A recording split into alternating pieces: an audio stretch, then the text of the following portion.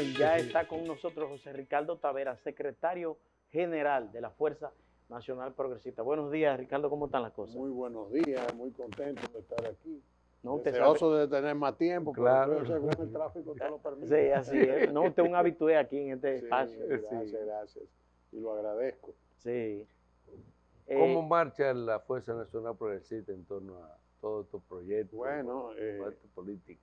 La Fuerza Nacional Progresista marcha bien porque se diseñó para ser un partido al servicio del país y no ha transado sus principios, obviamente. Eso ha conllevado que tengamos que mantenernos como una minoría militante que tiene un alto impacto en la sociedad dominicana en términos de orientación de la opinión política, en términos de trazar pautas en la agenda fundamental del país, pero no nos votan. No nos votan, esa es la verdad. Y no nos votan porque el sistema electoral dominicano está diseñado no para el político, el tipo de político que nosotros somos. Nosotros somos un partido y políticos de agenda. Búscame un partido aquí, de los grandes, de los chiquitos, que tenga una agenda como nosotros, para citarte 2 o 3 puntos nada más. Primero la seguridad nacional, con el tema de nosotros, en todos los ámbitos. Para irme solo al tema de la seguridad, ¿quién había previsto desde tantas décadas de antelación el tema de la seguridad, esos asaltos que se ven hoy en día aquí? Tú nada más tienes que irte a una conferencia del doctor Castillo en el año 84 advirtiendo que todo esto iba a pasar. ¿Cómo iba a pasar? Bueno, porque si tú no creas condiciones en las comunidades, tú vas a producir una migración de la población rural o de los pueblos pequeños, un desplazamiento de población hacia los grandes centros que generan este tipo de cosas. El tema de la droga, el impacto que ha tenido, el tema de los haitianos. Si tú te pones a ver el día que se hable del resguardo de la soberanía de los límites marítimos en la República Dominicana, van a tener que hablar de nosotros porque esa agenda se pudo impulsar en el país porque la Fuerza Nacional Progresista tenía 2 diputados. Entonces, si tú te pones a mirar, el único partido de agenda que tiene este país, y además coherente, que no ha transado para conseguir espacio electoral, así es, ni ha transado tampoco con las élites económicas, porque esto es una plutocracia, esto no es una democracia, y obviamente el pueblo dominicano le ha faltado un nivel para entender, no parece político, pero hay que decirlo, pues yo no tengo nada que perder, para comprender el tipo de político que nosotros somos. Hace falta que aquí llegue una coyuntura en la que el pueblo se decida romper con este esquema de alianza de élites políticas y económicas, en una inteligencia que lo que hace es castrar el mercado, la economía y las posibilidades, especialmente de la clase media, que es la más adormecida de todas. José Ricardo, fuiste director de migración. Hay una situación de descontrol con la migración. El pueblo dominicano vive en una queja permanente por la gran cantidad. Nosotros hace unos días pasamos un video como los inmigrantes pasaban corriendo como si fuera tú pasando de una habitación para la otra en tu casa. Entonces, ¿cuál es el problema ahora mismo? ¿Por qué esta situación está tan dificultosa y cómo cree que se puede superar? Y empeorando cada vez más. Mira, el tema es que, yo trabajé en migración y yo conozco, esa experiencia me permitió conocer, trabajé en condiciones muy complejas a un punto tal que terminé renunciando. Porque llega un momento en que si te estanca, que tú busques el gobierno, porque si tú vas a trabajar y no puedes, tienes que irte. Entonces, aquí hay, para enfrentar ese problema hay cuestiones de naturaleza estructural. Por ejemplo, la Dirección General de Migración está cumpliendo en este momento con su deber de deportar. Pero tú veías ayer en el listín un reportaje de una ciudadana haitiana que comentó cómo la llevaron hoy y de la forma en que regresó mañana. Entonces, nosotros tenemos un problema grave porque la responsabilidad del cuidado de la frontera es de las Fuerzas Armadas.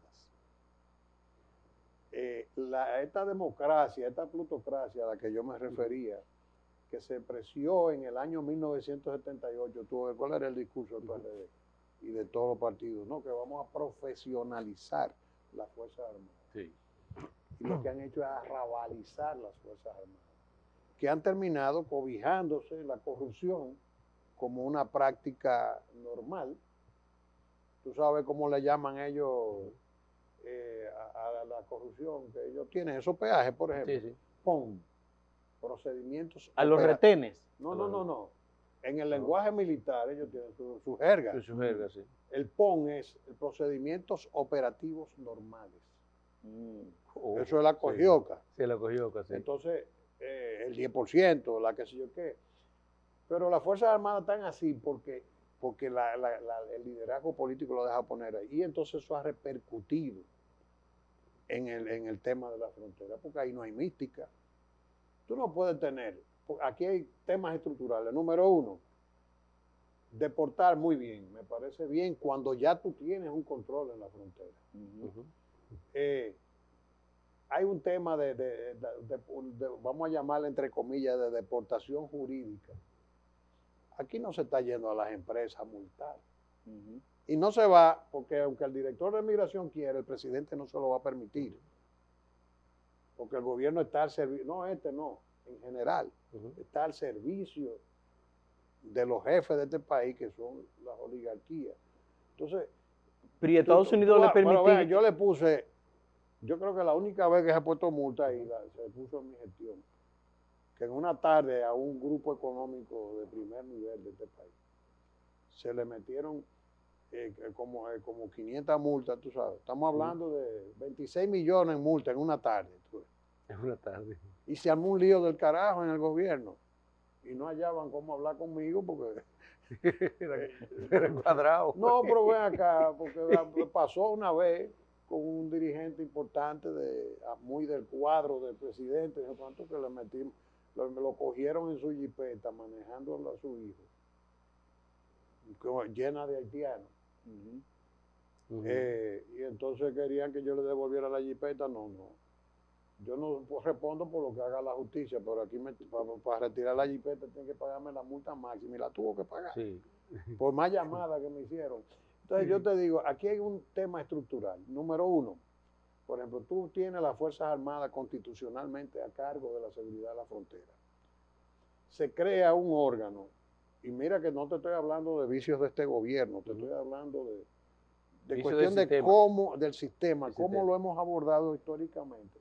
Te crean el CESFRON y todos esos cuerpos especializados de seguridad que lo hay en los aeropuertos, en los muelles, pero el CESFRON es Fuerza Armada también.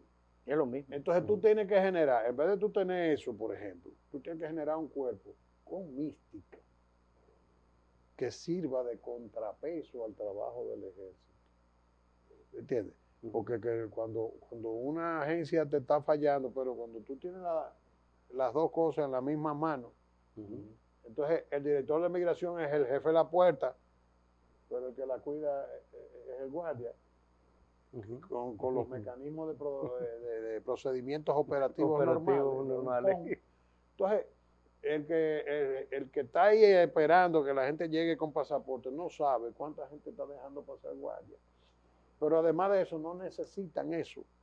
No necesitan pasar. El control se hace con pasaporte, con visa. Pero eso es risible. Porque cuando tú te vas, realmente la gente entra por donde le da la gana. Entonces, aquí hay que hacer yo diría que es una cuestión de naturaleza integral. Tú tienes que multar los empleadores. Tú tienes que comenzar a hacer, por ejemplo, una profilaxis profunda del registro civil dominicano, que está infectado de una dominicanidad falsa. Sí. ¿Cómo va a ser? A base de suplantación de Estado. Mm. Claro. Suplantación de nombre. Entonces aquí, por ejemplo, ahí yo no sé cómo lo hacen, porque la verdad que son magos. Hay una estructura medrando en torno al registro civil. Y no acuso a nadie de la Junta ni nada de eso. No. Estoy hablando de que aquí hay mafias organizadas que detectan, por ejemplo, en comunidades, la familia tal se fueron para Nueva York, los muchachos se fueron chiquitos, están para allá, se hicieron ciudadanos, esos no han vuelto más o vienen a veces de vacaciones, no le importa un comino. Y con ese acta de nacimiento bien, tú lo vas a buscar y tienes un haitiano. Yo conozco un caso. Averigua, Sí. hay cientos, miles de familias dominicanas con ese problema. Yo conozco un caso, José Ricardo, de una familia que se le murió un niño y ellos nunca registraron la muerte de ese muchacho. Y a un haitiano que yo conozco le compró a ellos el acta de nacimiento. El acta de nacimiento y él tiene documento normal como dominicano. Claro, porque hay cantidad de gente y gente declarando. En la Junta descubrieron un caso de suplantación de Estado con un ciudadano que vendía la declaración. En siendo haitianito que le llevaran, él lo declaraba como hijo de él. Y se pudieron dar cuenta por la cantidad de hijos que declaró. Que tenía. Entonces llegó un momento y dijeron, pero aquí hay algo raro, empezaron a investigar. Sí.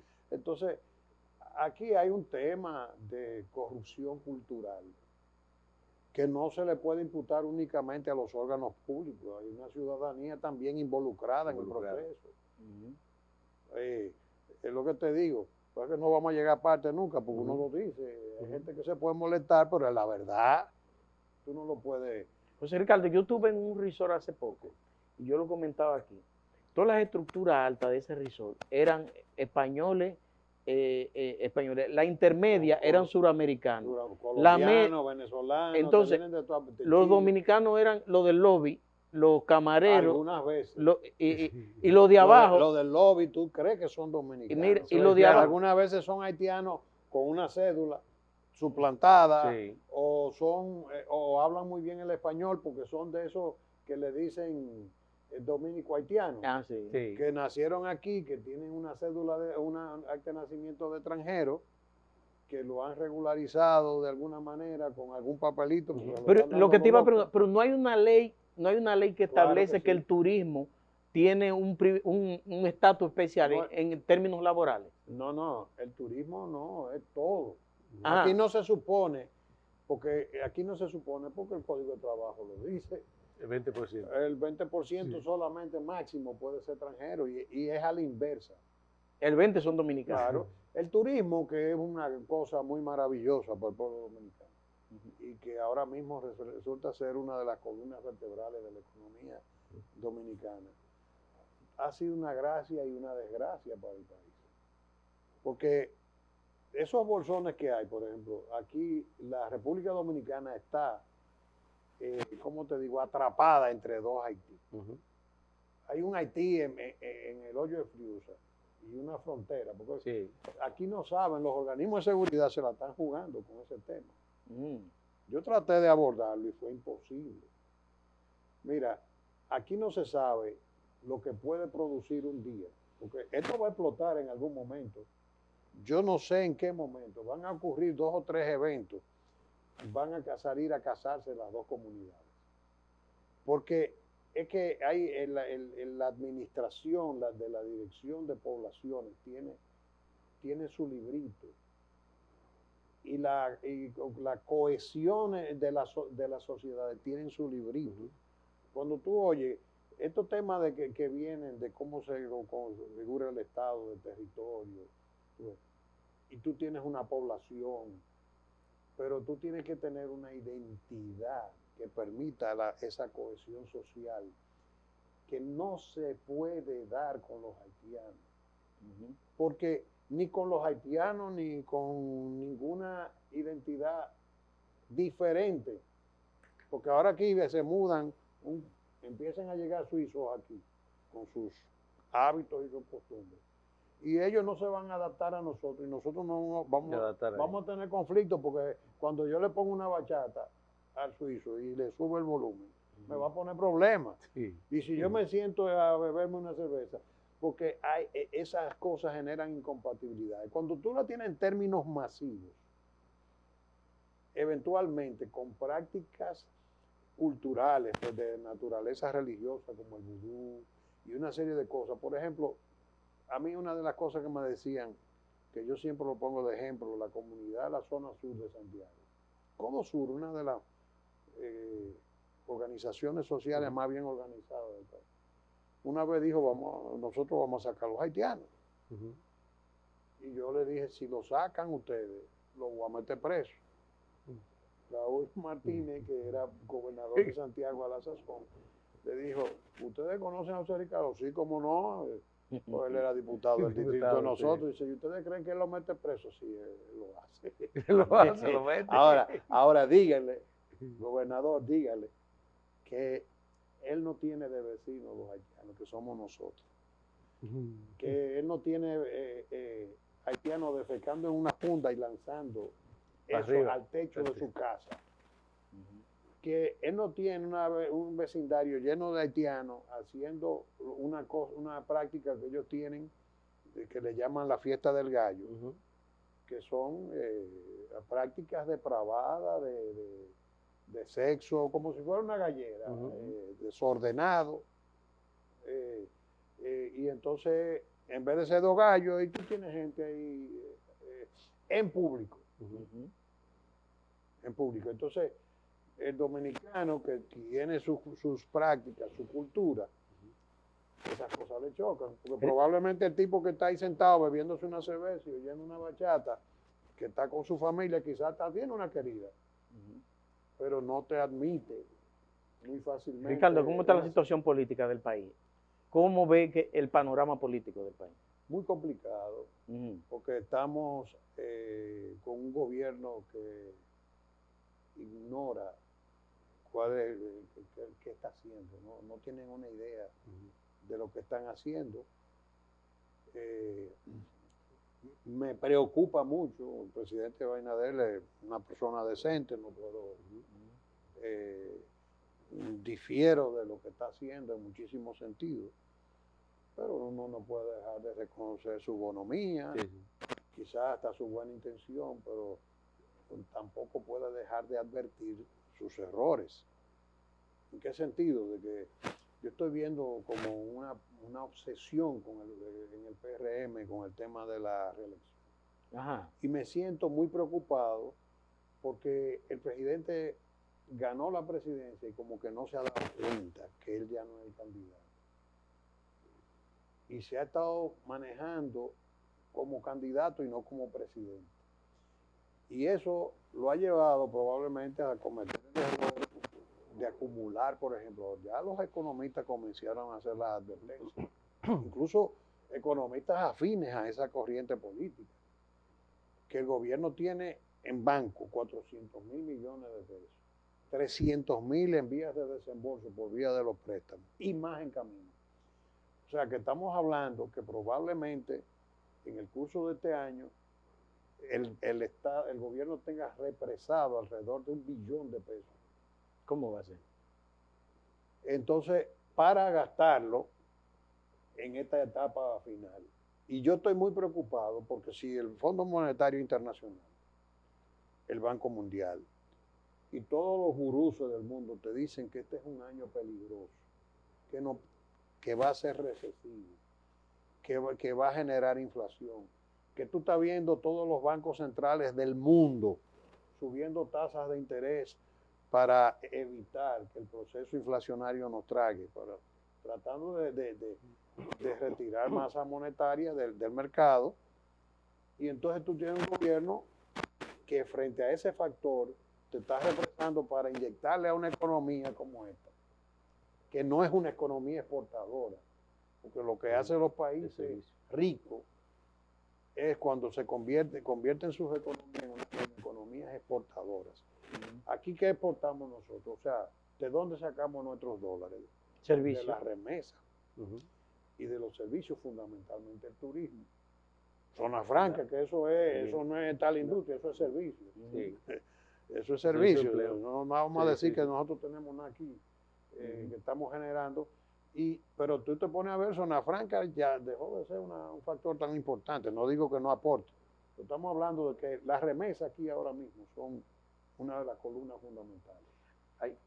Estamos cimentados en la desgracia de nuestra gente, que se tiene que desarraigar para después seguir manteniendo a la gente aquí.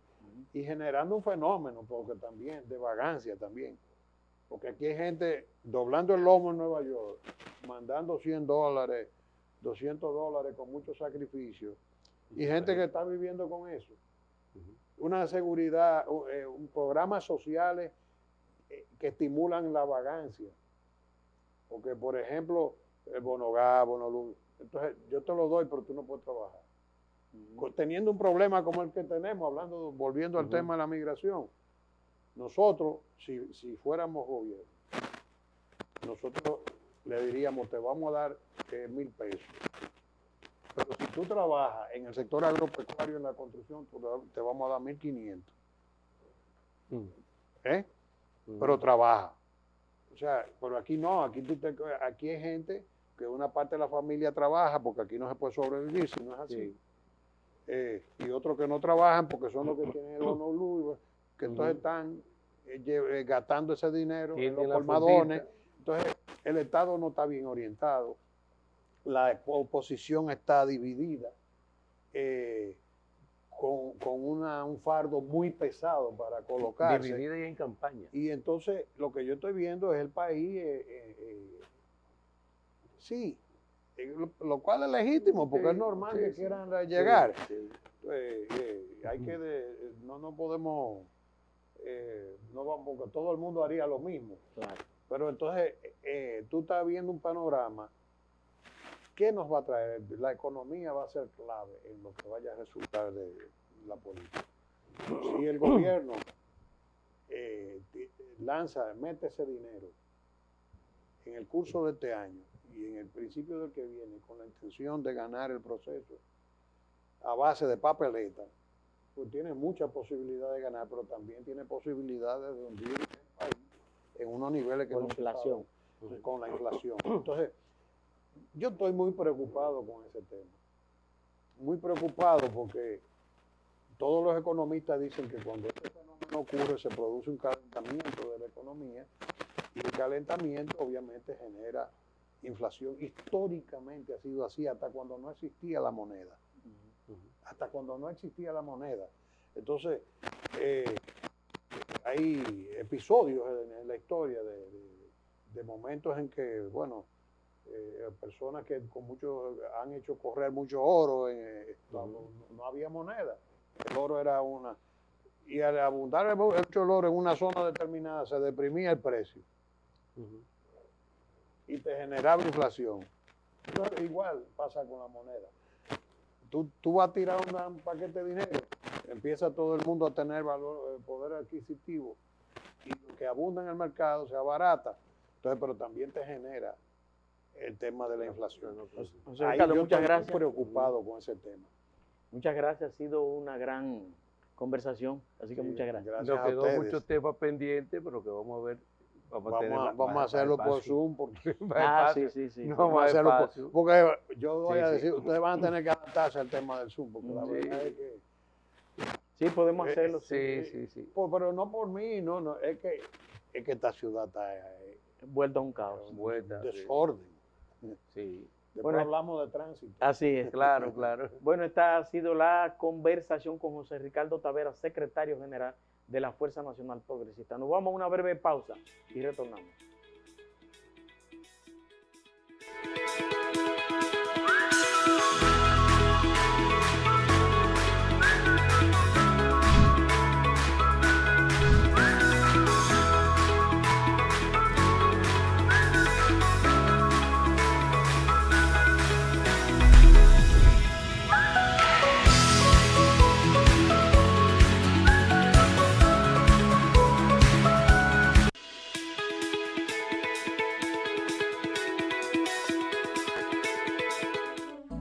Puerto Rico, te saluda Marc Clemente y quiero invitarte todas las mañanas a este gran devocional de lunes a viernes. No te rindas con Ami y con Wendy. Recuerda siempre que nunca habrá tiempo para rendirse, sino para seguir caminando. No te rindas. No te rindas, tu devocional que trae aliento y esperanza, de lunes a viernes a las 6 de la mañana y una retransmisión a las 8 de la noche por Mi TV, contigo paso a paso.